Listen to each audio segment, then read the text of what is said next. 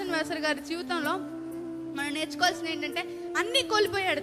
తన భార్యను కోల్పోయాడు, తన కుమారులను కోల్పోయాడు, తన తండ్రిని కోల్పోయాడు. అందరినీ 2 సంవత్సరాల్లో తనకు చుట్టుపక్కల ఉన్న అందరినీ కోల్పోయాడు. ఎంతో వేదనతో ఉన్నాడు, ఎంతో బాధపడ్డాడు. కానీ ఆయన దేవుడిని మాత్రం వదిలిపెట్టలేదు అనమాట. ఆయన స్వార్థ ప్రకటించాడు. ఆయనకి తనకు వచ్చిన జీతం కంటే తను చాలా తక్కువగా తీసుకొని నేను స్వార్థ ప్రకటిస్తానని చెప్పి తన యేసయ్య కోసం తన జీవితాన్ని అప్పగించుకొని స్వార్థ ప్రకటించాడు. కాబట్టి ఈ రోజుకి మనం ఆయన గురించి చెప్పుకుంటున్నాం. ఆయన అన్ని కోల్పోయినా కూడా యేసయ్యే నా సొంత రక్షకుడు, ఆయన మీద నా విశ్వాసము, నేను ఆయన స్వార్థ పని చేస్తానని చెప్పి ఆయన నిశ్చయం తీసుకున్నాడు అనమాట.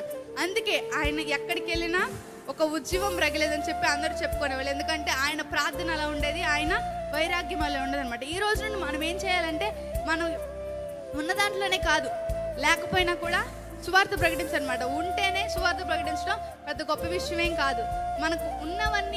మనకి ఉన్న దాంట్లో సువార్త ప్రకటించడం గొప్ప విషయం. ఏమీ లేనప్పుడు కూడా సువార్త ప్రకటించాలి. అన్నీ ఉన్నప్పుడు ఒక రకంగా, ఏమీ లేనప్పుడు ఒక రకంగా కాదు. ఎప్పుడైనా మనం ఒక రకంగానే ఉండాలి.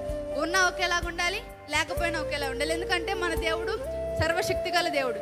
ఈ రోజు నీకు లేదేమో, రేపు ఆయన నీకు ఎంతో ఉన్నతంగా నిన్ను వాడుకోవచ్చు, ఎంతో ఘనంగా నిన్ను వాడుకొని ఎంతో మందికి ఆశీర్వాదకరంగా మారచ్చు. కాబట్టి ఈ రోజు మనం ఏం నేర్చుకోవాలంటే, మనం ప్రార్థన చేసుకుంటూ మనకి ఏమున్నా లేకపోయినా మన భారం ఎవరి మీద మోపాలి? దేవుని మీద మోపి మనం చేస్తే, ఆ రోజు జాన్ ఎలిసన్ గారిని ఎలా వాడుకున్నారు, ఈ రోజు నిన్ను నన్ను కూడా దేవుడు ఘనంగా వాడుకోపోతాడు.